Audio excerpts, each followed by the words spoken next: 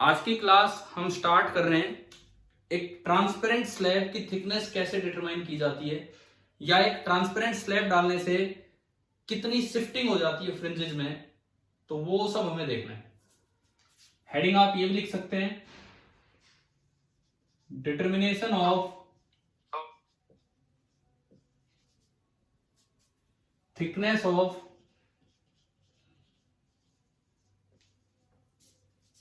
a transparent slab. Determination of thickness of a transparent slab. ये topic हम start करते हैं। जैसे सपोज कीजिए एक आपने कोई वाईडीएससी अरेंजमेंट ले रखा है इस तरह का, मेन सोर्स बिल्कुल सिमेट्रिकली प्लेस्ड है एस, और इसके रेस्पेक्ट में ये S1 स्लिट होल, ये S2, इस तरह का अरेंजमेंट है। सामने कहीं स्क्रीन है कैपिटल D डिस्टेंस दूर, और ये दूरी हमारी हुआ करती थी स्मॉल d, तो ये तो मिलेगा central fringe. Central bright fringe कहां होती है वैसे? जहां पे ऑप्टिकल पार्ट डिफरेंस कितना हो जाए, जीरो, वहां होती है सेंट्रल ब्राइट फ्रिंज। और मान लो ये कोई लोकेशन है, ये कोई भी लोकेशन है, मैं कहता हूं this is the mth bright fringe. थोड़ा ही ऊपर है। मैंने आपको पिछली क्लास में ये बताया कि अगर m स्मॉल है तो आप इस दूरी को m बीटा लिख सकते हो, लेकिन अगर m लार्ज है 1000 5000 तो क्या हम बीटा से मल्टीप्लाई करके लिख पाते हैं? हाँ, तो ये स्मॉल ही है तो हमने लिख दिया दिस इज m बीटा। इस तरह का काम है। और यहां जाके फेज डिफरेंस जीरो था, पार्ट डिफरेंस जीरो था, और वहां जो पार्ट डिफरेंस होगा, मैं अगर इनको हटाऊं, दो वेव यूं चल के गई हैं, तो आप बताओ S2P माइनस S1P कितना होगा अगर मैं इस पॉइंट को P बोलता हूं, और अगर ये mth ब्राइट फ्रिंज है तो S2P माइनस S1P कितना होगा? जस्ट कंडीशंस ऑफ वाईडीएससी की मैक्सिमम जहां होता है, सेंट्रल मैक्सिमम जहां होता है जहां path difference zero, first order maximum वहां होता है जहां पार्ट डिफरेंस लेमडा, सेकंड पे 2 लेमडा। ये कौन सा ऑर्डर है? mth, तो यहां पाथ डिफरेंस कितना होगा? m lambda. इट मींस मेरे पास एक इक्वेशन आई, क्योंकि और कुछ है नहीं, तो जो ज्योमेट्रिकल पाथ है वही ऑप्टिकल पाथ है, कि S2P minus S1P is equal to m into lambda. बताओ भाई, ये क्लियर हुआ पहली इक्वेशन यहां तक, है ना? रिपीट कर दो, मैंने अभी ठीक है, मैं करता हूं, सुनो। मैं एक बार ये देख लूं अभी कितने बच्चे हुए हैं, जस्ट फिर बढ़ते हम आगे। 13।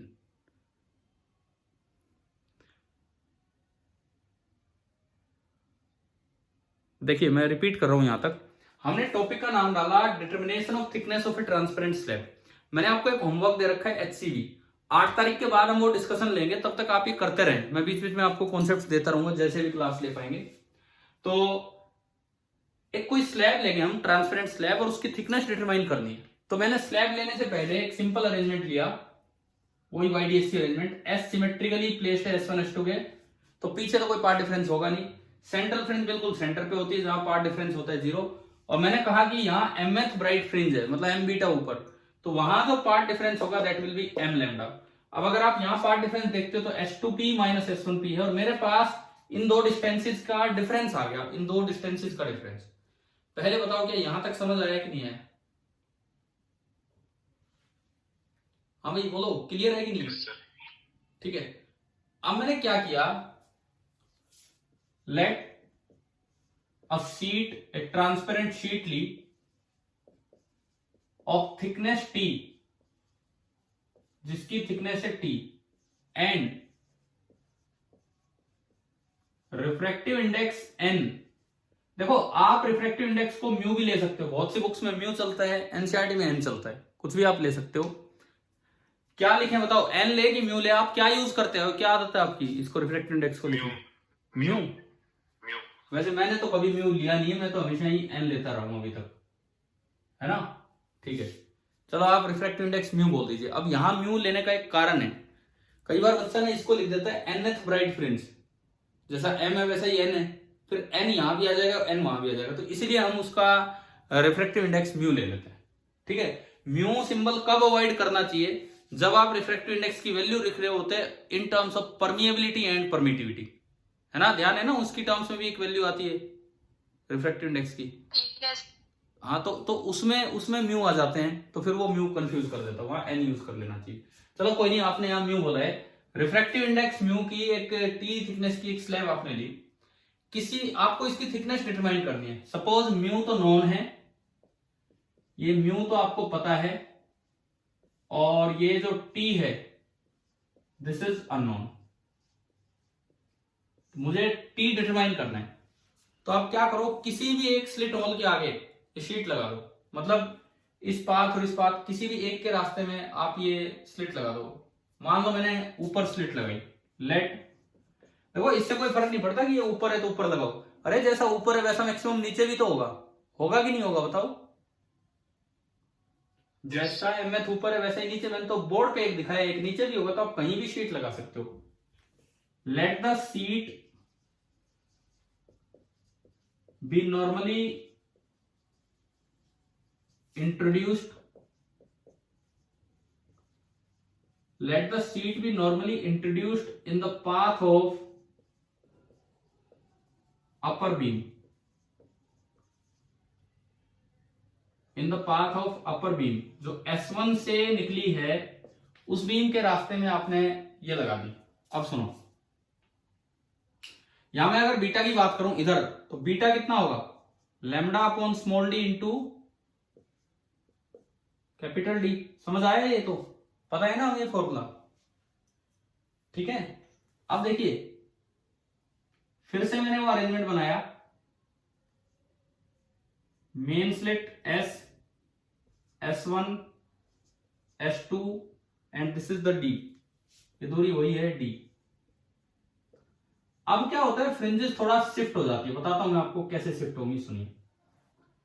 अब सेंट्रल फ्रिंज यहां नहीं रहेगी, अब सेंट्रल फ्रिंज यहां नहीं रहेगी, जिस साइड आप स्लैब लगाओगे ना उस साइड सेंट्रल फ्रिंज शिफ्ट हो जाएगी। सपोज आपने स्लैब इसके रास्ते में लगाई, इस साइड यहां कहीं मैंने स्लैब लगा दी है, जिसकी की थिकनेस है टी और जिसका रिफ्रैक्टिव इंडेक्स आपने बोल दिया म्यू, ठीक है। तो अब क्या होगा कि जिस साइड आप, चलो मैं आपसे एक सवाल पूछता हूं, सेंट्रल फ्रिंज शिफ्ट होगी, सारी फ्रिंजेस इक्वल डिस्टेंस से शिफ्ट होंगी, बिकॉज बीटा पे फर्क नहीं पड़ेगा। बीटा पे फर्क क्यों नहीं पड़ा भाई, वही वेव चली है, वो तो बीच में एक छोटा सा रास्ता चेंज हुआ है, वही वेव चली है, तो ये वेवलेंथ लैम्डा, वही स्मॉल डी वही कैपिटल डी, यानी कि बीटा अभी भी क्या रहेगा, lambda upon D into capital D, यानी कि दो कंजिक्यूटिव फ्रिंजेस के बीच की दूरी अब भी सेम है, जो यहां थी वो यहां, लेकिन थोड़ी शिफ्टिंग हो जाएगी। सेंट्रल फ्रिंज उस साइड शिफ्ट हो जाती है जिधर आपने ये शीट इंट्रोड्यूस की है, इसका रीजन दो आप।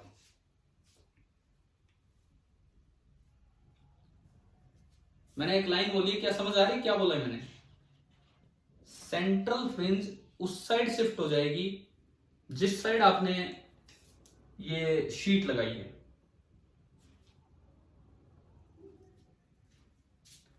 शिफ्टिंग इज, मैं लिखता हूं फिर मैं मिटा दूंगा ये लाइन, टुवार्ड्स द फ्रिंजेस की शिफ्टिंग बता रहा हूं, shifting is towards the side of introducing the sheet without any change in fringe width, without any change in beta, मतलब सेंट्रल फ्रिंज थोड़ा ऊपर चला जाएगा और बाकी सारे के सारे उतने ही ऊपर चले जाएंगे। अब मैं समझाता हूं कि ऐसा क्यों हुआ। सेंट्रल फ्रिंज कहां होता है आप बताओ, क्या क्या कंडीशन है, मेन कंडीशन क्या है सेंट्रल फ्रिंज को ढूंढने की? कौन सा पार्ट डिफरेंस, ऑप्टिकल की ज्योमेट्रिकल? ऑप्टिकल, जहां ऑप्टिकल पार्ट डिफरेंस जीरो। अब देखो ये वही पी पॉइंट है, ये डायग्राम थोड़ा नीचे आ गया, मैं उसके पैरेलल बनाता ज्यादा बेटर रहता, कोई नहीं। अब सुनो, ये वही पी पॉइंट है, उतनी दूर है इस सेंट्रल वाली लोकेशन से, लेकिन अब मैं कहता हूं कि जो सेंट्रल फ्रिंज है ना, सेंट्रल फ्रिंज वो ऊपर शिफ्ट होगी। मैंने माना कि वो पी की लोकेशन पे पहुंच गई, जहां पहले एमएथ ब्राइट फ्रिंज थी वहां सेंट्रल पहुंच गई। कारण ज्योमेट्रिकली तो S2P बड़ा है S1P से, है कि नहीं बताओ देख के। ज्योमेट्रिकली अगर आप देखते हो तो S2P लंबाई और S1P लंबाई कौन बड़ी है बताओ ज्योमेट्रिकली, S2P या S1P? S2P। लेकिन ऑप्टिकली जब कोई लेंथ मीडियम में से जाए कोई वेव, तो T length in medium is equal to N into T length in vacuum, पढ़ा था कि नहीं हमने? वो N को आपने म्यू बोल दिया यहाँ पे, तो ये जो T लेंथ है T काउंट नहीं होगी, बल्कि कितनी काउंट होगी? T plus mu T. T plus mu T. क्यों मैं कहता हूं ये जो T लेंथ है, ये T लेंथ थोड़ी ज्यादा काउंट होगी, कितनी काउंट होगी? Mu T, only mu into T. एक बार बताओ, क्या वेव ऑप्टिक्स में शुरुआत में बात बताई थी, क्या वो कॉन्सेप्ट है कि नहीं दिमाग में, ऑप्टिकल पाथ वाला? यस। ठीक है, तो ये जो टी लेंथ यहाँ वैक्यूम में रही है, ये ना मीडियम में रही है, ये टी लेंथ दरअसल वैक्यूम में कंपेयर करेंगे तो म्यू इंटू टी लेंथ हो जाएगी, ये मतलब इस चीज का। ठीक है, तो वैसे तो ये लेंथ छोटी थी ज्योमेट्रिकली, परंतु ऑप्टिकली ये लेंथ थोड़ी बड़ी है, तो हो सकता है ना कि इसका और इसकी वैल्यू ऑप्टिकली क्या आ जाए, दोनों की सेम आ जाए। बताओ समझ आया? Yes sir. अगर कोई कहता कि नीचे शिफ्ट हुई तो ये तो बड़ी भारी गड़बड़ हो जाती। कैसे? नीचे वाली लेंथ ज्योमेट्रिकली भी छोटी, ऊपर वाली लेंथ ज्योमेट्रिकली भी बड़ी, और एक मीडियम में से होकर निकलेगी तो और भी बड़ी, तो क्या कभी वो बैलेंस हो पाएंगे? No sir. नहीं हो पाएंगे। इसीलिए शिफ्टिंग किस साइड होगी? शिफ्टिंग उस साइड होगी जिधर आपने स्लैब इंट्रोड्यूस की है। ठीक है, अच्छा एक वर्ड इसमें यूज किया नॉर्मली, ये हम एज्यूम करते हैं कि इसमें से जब स्लैब में से वेव निकली है तो टी लेंथ ही चली, क्योंकि अगर टेढ़ी चलेगी तो टी से ज्यादा चलेगी। हम यूं मानते हैं कि जहां भी स्लैब डाली है, जहां भी वेव चलेगी उसमें से टी लेंथ चलेगी, नॉर्मली इंट्रोड्यूस हुई। हाँ जी भाई बोलो, ये वाला स्टेप समझ आ गया कि नहीं, कि सेंट्रल फ्रिंज थोड़ा ऊपर चली गई अब। ठीक है, मैं अब यहां से ये हटा के और ये लिखता हूं कि now this is the central fringe. अगर ये सेंट्रल फ्रिंज होगी तो यहां पार्ट डिफरेंस कितना होगा? ऑप्टिकल पार्ट डिफरेंस होगा 0। लिखते हैं जी ऑप्टिकल पार्ट डिफरेंस। ये तो पूरा पूरा वैक्यूम में ही है, तो ये तो लिखा जाएगा S2P, ये तो S2P लिखा जाएगा। आप S1 से जो वेव गई है वो ऑप्टिकल पाथ लिख के दिखाओ कि कितना है ऑप्टिकल पाथ लेंथ। वैक्यूम में कितना है पहले तो ये बताओ। वैक्यूम में S1P माइनस टी तो वैक्यूम में है कि नहीं? S1P minus T length vacuum में है कि नहीं बताओ।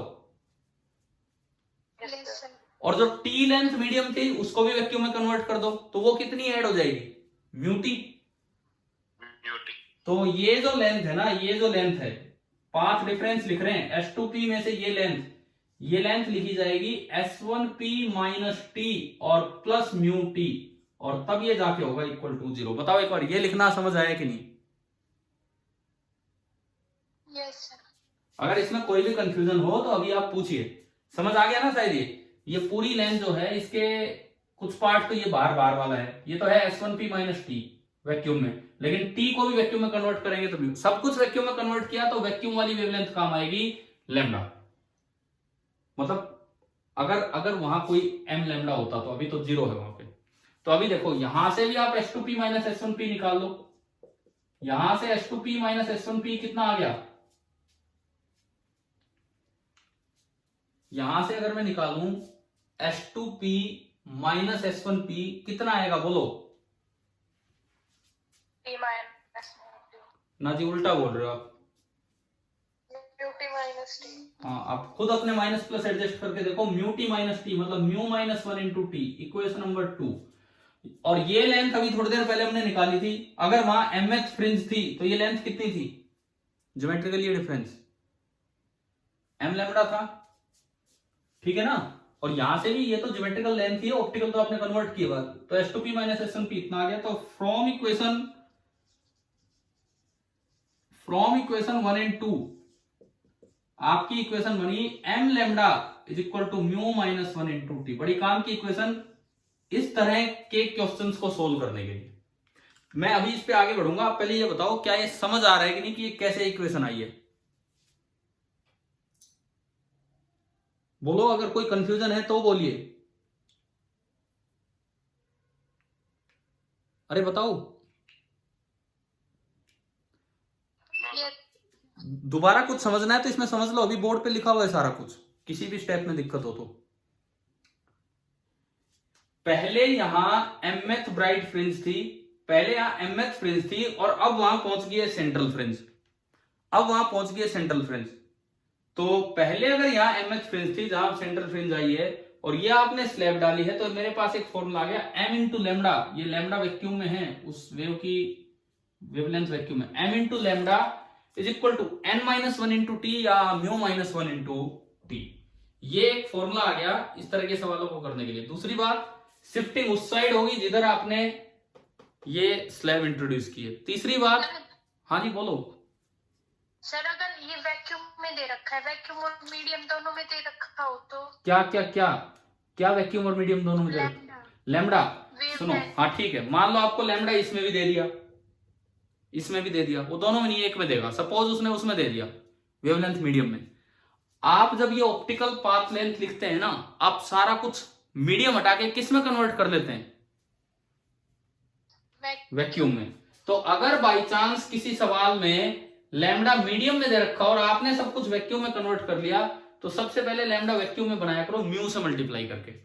अगर किसी मीडियम में लैम्डा दिया हुआ है और वैक्यूम में लैम्डा चाहिए, तो उस मीडियम के रिफ्रैक्टिव इंडेक्स से मल्टीप्लाई कर दो, उतना लैम्डा इन वैक्यूम होगा, तो वो हमें यहां यूज करना होता है। अभी बताओ, ये तीन पॉइंट में बोल रहा हूं, सुनो। पहली बात, शिफ्टिंग किस साइड होगी?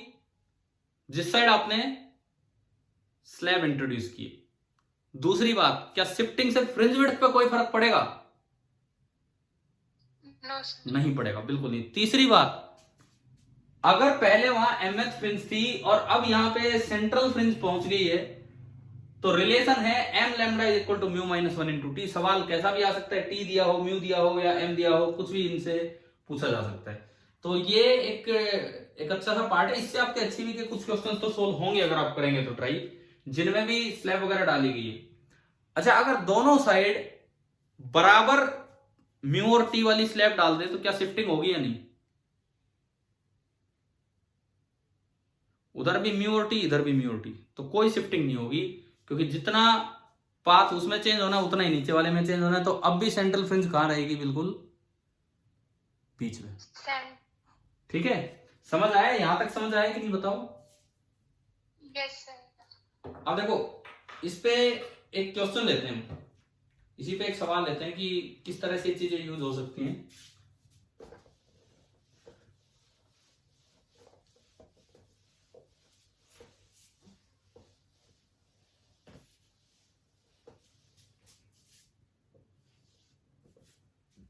मान लो आपको ये दिया गया है कि एक लाइट चल रही है जिसकी वेवलेंथ है 5450 एंगस्ट्रॉम। अब कुछ नहीं बोला होता है तो वेवलेंथ किसमें माननी होगी?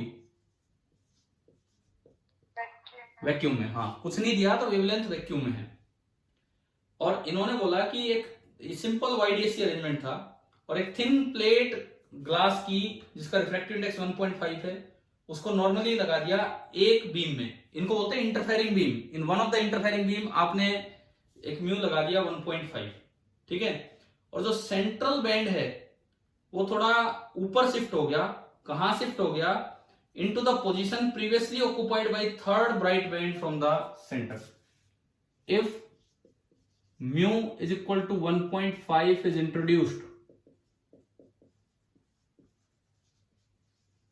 introduced to one of the interfering beams,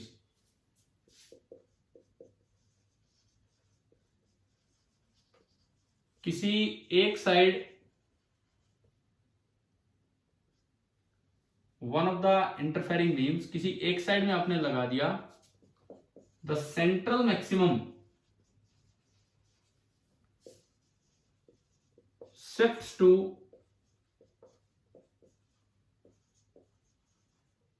previous third maximum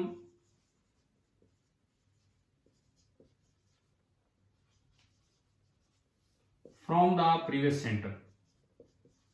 ये आपको इंफॉर्मेशन दी है, ये आपको क्वेश्चन में दिया गया है। तो आपको ना थिकनेस बतानी है, प्लेट की थिकनेस क्या होगी।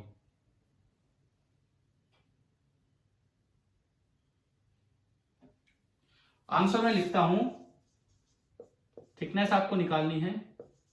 आंसर ये है, आप एक बार ट्राई कीजिए क्या है क्या नहीं। समझ में आ गया कि नहीं कि भाई कौन सा कॉन्सेप्ट लगाया है, क्या किया है।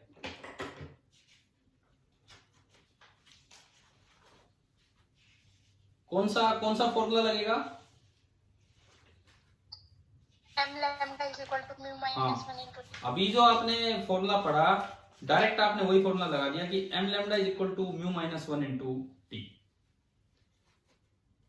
अब अगर ऐसा भी हो सकता है, मैं आपको इस पे चलो क्वेश्चन में देंगे। ये जो आपने अभी शिफ्टिंग पढ़ी, ये पूरा वाईडीएससी अरेंजमेंट वैक्यूम में था और आपने स्लैब डाल दी कोई दूसरी। ऐसा भी हो सकता है कि वाईडीएससी अरेंजमेंट पानी में हो और फिर कोई स्लैब डाली जाए, तो तब कैसे हम क्या कंडीशन लिखेंगे, किस तरह से। चलो ये मैं आपको होमवर्क के लिए देता हूं, ये वाला काम आपको ये सेम काम रिपीट करना है। क्वेश्चन तो हो गया ना, ये तो सीधा है। देखो आपको ये लगाना था m lambda is equal to n minus 1 into T. m है 3, लैम्डा दे रखा है, म्यू भी दे रखा है -1, और यहां से टी एंगस्ट्रॉम में ही आ जाएगी, जो आपकी थिकनेस है वही निकल के आ जाएगी। ठीक है, अब आपको फॉर होमवर्क नेक्स्ट क्लास के लिए, डिस्कशन के लिए आपको ये बता रहा हूं कि जो पिछला आपने टॉपिक किया, ये repeat the same if YDSC was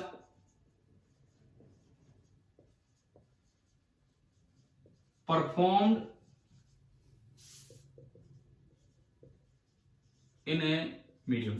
vacuum की बजाय अगर ये YDSC अरेंजमेंट और मान लो उस किसी लिक्विड में था, liquid of refractive index NL बोल देता हूं।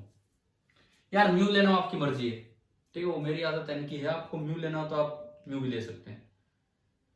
इस पे क्वेश्चन नेक्स्ट टाइम, क्वेश्चन तो आप कर दोगे फटाफट। क्या आपको समझ में आया मैंने क्या काम दिया करने को? पहले ये बताओ क्या काम क्या दिया है, क्या वो समझ आ गया क्या दिया है यहाँ पे करने को? अभी आपने एक पूरा अरेंजमेंट वैक्यूम में लेके फिर एक स्लैब डाली थी और उससे आपने कर दिया, और लैम्डा वैक्यूम की टर्म्स में आपका आंसर आ गया।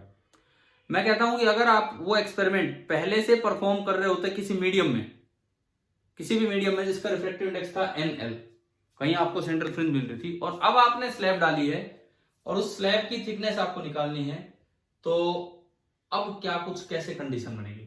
तो करेंगे ट्राई ये वाला काम? Yes sir. ठीक है, मैं इस पे क्वेश्चन दूंगा, लेकिन पहले आप ये करके देखो कि सेम चीज थ्योरेटिकली अगर आप रिपीट करते हो तो किस तरह से करनी चाहिए। क्लियर? तो देखो HCV से अभी इन पे भी आपको क्वेश्चंस मिलेंगे, आप ये ट्राई कर सकते हैं वहां से कि भाई किस तरह से ये चीजें सोल्व होंगी। अच्छा, दूसरी बात, ये जो पिछली बार जो हमने काम किए थे, पिछली क्लास में कुछ अलग अलग टॉपिक्स लिए थे छोटे छोटे, तो उनपे क्वेश्चंस तो मैंने वहां बता ही दिए थे आपको किस किस तरह से होते हैं।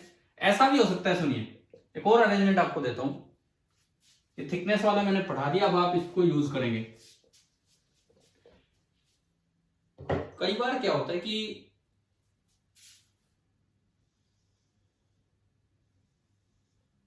पीछे मेन सोर्स आपको नहीं दिखा रखा और लाइट ना यूं डाली जा रही है दूर से।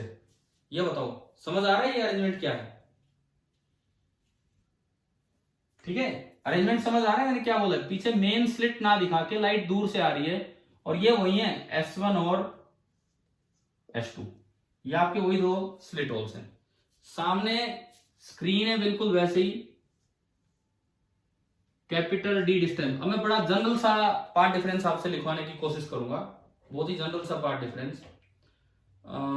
इसमें सपोज कीजिए ये इसकी सेंटर लाइन है, और सेंटर लाइन के साथ ये अल्फा एंगल पे, सेंटर लाइन के साथ ये जो रेज आ रही है अल्फा एंगल पे आ रही है इस तरह से। ये सेंटर लाइन मैंने 3 बना के दिखा दी और इसके साथ ही अल्फा एंगल पे। चलो इसमें स्लैब भी डाल देते हैं।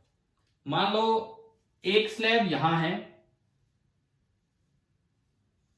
थिकनेस T1, रिफ्रैक्टिव इंडेक्स μ1, और लाइट यहां निकल के, और एक स्लैब यहां है,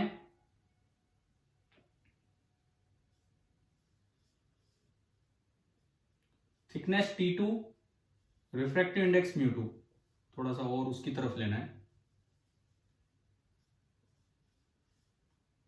थिकनेस है T2 और रिफ्रैक्टिव इंडेक्स है μ2। आप मुझे यहां पाथ डिफरेंस लिख के दिखाओ कितना हो। मैं क्वेश्चन नहीं ले रहा, मैं आपसे जनरल सी चीज पूछ रहा हूं, इस तरह का कोई अरेंजमेंट आ जाए। अब आप इसमें पाथ डिफरेंस लिख के बताओ कि कैसे लिखें।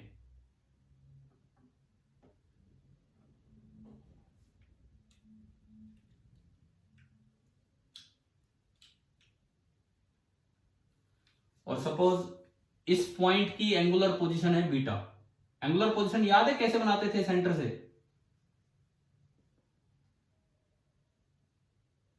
ये एंगल है बीटा, समझ आ गया? उस पोजीशन की, उस जगह की एंगुलर पोजीशन है बीटा। क्वेश्चन हो जाएगा अगर आप इसमें देखो सब कुछ इंक्लूड करवा दिया, कैसे कैसे पार्ट डिफरेंस आ सकते हैं।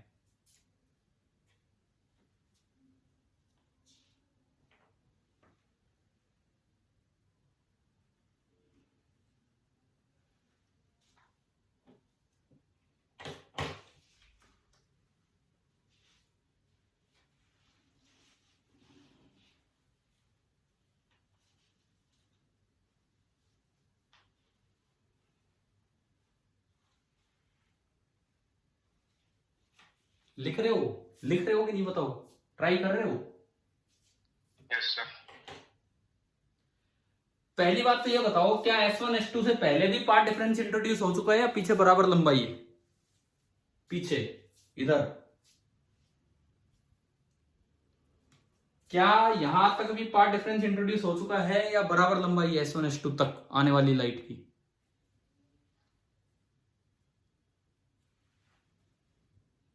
बोलो, देखो सुनो, क्या क्या क्या बोलिए।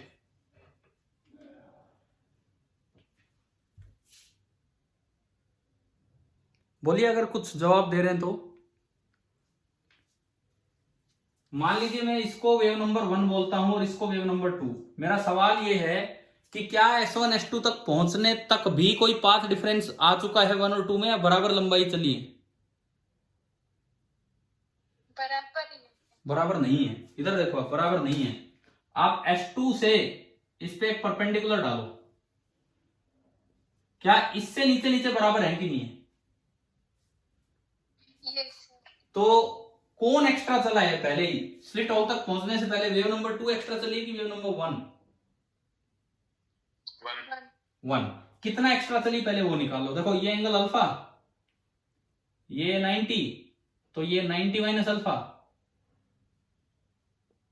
फिर ये 90, ये 90 माइनस अल्फा, तो ये भी अल्फा। तो मुझे डी के साथ ये तो हो गया डी कोस अल्फा, तो भाई ये बचा डी साइन अल्फा। एक बार बताओ ये ज्योमेट्री समझ आई कि नहीं, क्या किया है मैंने?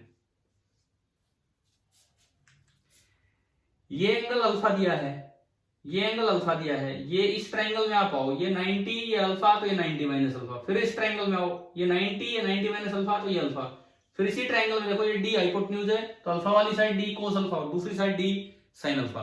तो स्लिट तक पहुंचने से पहले कितना पाथ डिफरेंस इंट्रोड्यूस हो चुका है? D sine alpha. किस वेव में? पहली वेव में। अब सुनो और आगे बढ़ो। आगे अगर देखते हैं, एक बार आप स्लिट्स को भूल जाओ, ये सॉरी इसको स्लैब को भूल जाओ। स्लैब को अगर मैं भूल गया तो बताओ कौन सी वेव आगे एक्स्ट्रा चली है, 2 या 1? ये 2 है और ये 1 है, कौन ज्यादा चली अगर मैं स्लैब को भूल जाऊं तो? 2। बिल्कुल सेंटर पे होता तो दोनों बराबर चलती, ऊपर हो तो इसका मतलब 2 ज्योमेट्रिकली 2 ज्यादा चली और 1 कम। क्या ये इतना समझ आ गया? ठीक है। तो अब आगे वाला ये ज्योमेट्रिकल डिफरेंस निकाल लो कितना आया। ये एंगल आपको बीटा दे रखा है, हमने सिखाया था यार आपको शायद पिछली क्लास में। यहां से एक परपेंडिकुलर डाल दो, एंगुलर पोजीशन अगर दे रखी हो तो कैसे देखते हैं। यहां से आप एक परपेंडिकुलर डाल दो। मैंने थोड़ी देर के लिए स्लैब्स हटा दिए, थोड़ी देर के लिए मैं एक बार ज्योमेट्रिकल पार्ट डिफरेंस देख रहा हूं कि आगे आगे कितना है। यहां से एक परपेंडिकुलर डाल दो तो ये ऑलमोस्ट सेम है, ये लंबाई और ये लंबाई ऑलमोस्ट सेम है। ये डी, अब पहुंचो जी इसमें, ये बीटा, ये 90, तो ये 90 माइनस बीटा, फिर इस ट्राइंगल में 90 माइनस बीटा, ये पूरा 90, तो ये ऊपर हो गया बीटा। बताओ समझ आया। और ये डी है तो ये डी कोस बीटा और ये डी साइन बीटा। मैंने एक दिन आपको याद भी करवाया था, वर्टिकल स्लिट हो तो D sine theta, horizontal slit हो तो डी कोस थीटा। बताओ करवाया था कि नहीं। Yes sir. तो थोड़ा ज्योमेट्री को देखते। अब आप बताओ क्या ये पार्ट डिफरेंस आ गया समझ में। आगे आगे आगे अगर मैं देखता हूं तो वेव नंबर 2 एक्स्ट्रा चली है। कितना एक्स्ट्रा चली है, डी साइन बीटा। और पहले देखूं तो वेव नंबर 1 एक्स्ट्रा चली है। कितना एक्स्ट्रा चली है, डी साइन अल्फा। ठीक है, थोड़ा ध्यान से, बड़ा ध्यान से देखना कहां कहां पार्ट डिफरेंस आ रहा है। अब दो पार्ट्स और ऐड होंगे, दो पार्ट्स और ऐड होंगे। जो ऊपर वाला पार्ट है वो एग्जैक्टली इतना नहीं है, वो थोड़ा सा एक्स्ट्रा है, क्योंकि बीच में उसमें क्या है, एक स्लैब है ना, μ1 T1, ध्यान है। ठीक है, तो असल में वो लेंथ T1 कम करके μt ऐड कर दो। T1 तो हटाओ, वो वैक्यूम में नहीं, और μt ऐड कर दो तो μ-1 इंटू टी उसमें ऐड हो जाना है। तो पाथ नंबर जो 1 है जितना आपको दिख रहा है, प्लस μ1 - 1 इंटू T1 और है। बताओ ये समझ आया। पाथ नंबर 1 जितना आपको ज्योमेट्रिकली दिख रहा है उसमें से T1 घटाओ और μ1 T1 ऐड कर दो, तो ये μ1 - 1 इंटू T1 और उसमें शामिल होगा। बताइए ये बात आई कि नहीं आई समझ। अरे अगर बीच में कंफ्यूज हो जाओ तो बता देना, आगे है ना समझ में। ठीक है, सिमिलरली यहां मैंने अभी स्लैब हटा दी, अगर मैं स्लैब और ऐड करता हूं तो T2 हटा के μ2 T2 ऐड होगा, तो कितनी लेंथ और ऐड होगी, μ2 - 1 इंटू T2। अब मैंने सब कुछ वैक्यूम में कन्वर्ट कर लिया है, समझ में आ रहा है। हाँ जी बोलो। ठीक है, तो अब मैं देखूंगा कि पाथ डिफरेंस कितना। बता दो। अच्छा सुनो, मान लो स्लैब नहीं होती, सपोज स्लैब नहीं थी, सपोज यही केस होता, बस स्लैब नहीं थी, तो अब आप बताओ डेल्टा एक्स कितना होगा अगर स्लैब नहीं होती। तो वेव नंबर 1 तो एक्स्ट्रा चली है डी साइन अल्फा, और वेव नंबर 2 एक्स्ट्रा कितना चली है अंदर, डी साइन बीटा। तो अगर दोनों बराबर एक्स्ट्रा चली होती तो पाथ डिफरेंस 0। मान लो ये 5 सेंटीमीटर एक्स्ट्रा चली और ये 2 सेंटीमीटर, तो पाथ डिफरेंस हो गया 3 सेंटीमीटर। समझ गए हो। तो ये बनेगा D sine alpha minus D sign beta. लेकिन मुझे नहीं पता कौन सा बड़ा है कौन सा छोटा, तो मैं इसका मोड लगा दूं या फिर इसको यूं बना दूं, बात एक ही है। अभी बताओ क्या अभी आपको पार्ट डिफरेंस लिखना आ गया समझ। Yes sir. देखो और शुरू से देखो, वैसे टाइम हो जाएगा मीटिंग का, जल्दी समझो। क्या ये आ गया तो मैं आगे बढ़ूं फिर इससे। ये समझ आया ये कैसे लिखा है। Yes sir. ठीक है, अब सुनो, अगर केवल मैंने इसमें स्लैब ऐड की होती μ1 और T1, तो ये लेंथ जितनी ज्योमेट्रिकल है उससे थोड़ी सी और एक्स्ट्रा होती। कितनी एक्स्ट्रा, T1 घटा के μ1 T1 जोड़ दो, मतलब μ1 T1 माइनस T1 मींस ये जो डी साइन अल्फा है ना, डी साइन अल्फा तो एक्स्ट्रा यहां है, प्लस कुछ एक्स्ट्रा और होती तो ये लिखी जाती D sine alpha plus μ1 - 1 into T1, और माइनस वो दूसरा डिफरेंस डी साइन बीटा। अभी बताओ क्या ये समझ आया। Yes sir. ठीक है, अब आप इस पे आओ, मैंने इसमें भी स्लैब ऐड कर दी μ2 T2, तो ये लेंथ भी थोड़ी सी बढ़ गई। T2 घटाओ और μ2 T2 जोड़ दो, तो ये जो डी साइन बीटा है माइनस डी साइन बीटा तो था ही, आप उसमें T2 घटा के μ2 T2 जोड़ दीजिए, तो ये बन जाएगा μ2 - 1 इंटू T2 और इसका मोड। अभी आप बताओ कि आपको ऑप्टिकल पाथ डिफरेंस वैक्यूम में लिखना आया कि नहीं, किस किस तरह से हो सकता है। आ गया सर। और फिर इसकी कंडीशन जब लगाएं तो वो देख लो कि वो लैम्डा का इंटीग्रल मल्टीपल आ रहा है या ओड मल्टीपल आ रहा है हाफ लैम्डा का, लेकिन वो लैम्डा फिर वैक्यूम वाला लेना है। मतलब मेरा मेन टारगेट यहाँ पे ये था कि आपको एक पाथ डिफरेंस दिखाऊं कि कैसा है कैसा नहीं। ठीक है, एक सवाल दूं इस पे करने के लिए, टाइम हो जाएगा, आप घर से ट्राई कर लेंगे। ठीक है, घर से ट्राई करेंगे। आईआईटी में आया था एक क्वेश्चन, अभी जो मैं आपको सवाल दे रहा हूं वो आईआईटी एग्जाम में आया था। उसमें स्लैब नहीं थी, उसमें स्लैब नहीं थी। देखिए तो आसान है, स्लैब नहीं थी तो आधा काम कम हो गया। सवाल ये था कि ये दो स्लिट होल्स हैं S1 S2 और रेज आ रही है इस तरह से, ये इंफिनिटी से रेज आ रही है 30 डिग्री एंगल पे। ठीक है, ये हमें दिया गया है, ये डिस्टेंस है 1 मिलीमीटर, ये डिस्टेंस आपकी है 1 मिलीमीटर और जो स्क्रीन है वो 1 मीटर दूर है। स्क्रीन 1 मीटर दूर है। पहले बताओ क्या अरेंजमेंट समझ में आ गया? कोई स्लैब नहीं डाली थी उन्होंने। ठीक है, अब पहली चीज तो पूछी गई थी, ये ओरिजिन है और ये वाई एक्सिस है, क्योंकि अक्सर आपको याद हो हम इस दूरी को वाई से रिप्रेजेंट करते थे, लीनियर पोजीशन को। ठीक है, तो हमें बताना है फाइंड, अब मुझे एग्जैक्टली याद नहीं उस सवाल में क्या पूछा था क्योंकि मेरे पास क्वेश्चन नहीं लिखा हुआ है। फाइंड वाई कोऑर्डिनेट ही पूछे थे एक दो चीजों के, जैसे मान लो आपसे पूछा जाए find Y coordinate of central maximum, ये सवाल है कि सेंट्रल मैक्सिमम कहां होगा उसका वाई कोऑर्डिनेट आप बताएं, या फिर पूछ ले मिनिमम के। और फर्स्ट पार्ट तो है सेंट्रल मैक्सिमम, सेकंड पार्ट मैंने माना फर्स्ट ऑर्डर मिनिमम, मिनिमम 2 होंगे तो first order minimum, central maximum and first order. मुझे ईयर याद नहीं है, बस ये वैल्यूज याद थी। इस तरह का क्वेश्चन था। करेंगे क्या आप ट्राई? बताओ ये वाला क्वेश्चन। ठीक है, मैंने आपको करने के लिए 2 काम दे दिए, हम 2 काम दिए हैं। एक तो एचसीवी तो आप करते रहो साथ में वो जो ट्रांसपेरेंट स्लैब इंट्रोड्यूस करने वाला वैक्यूम में किया, उसी को मीडियम में कन्वर्ट करके देखो क्या बनता है, क्या आप सोच पाते हो। और तीसरा, अगर इस तरह से आ जाए, स्लैब नहीं लगाई इसमें, मैंने स्लैब के साथ भी सिखाया, तो ये कैसे करेंगे। तो बताओ आज की क्लास समझ आ गई है, इंट्रोडक्शन ऑफ स्लैब वाला? कल क्लास है क्या ना? ठीक है,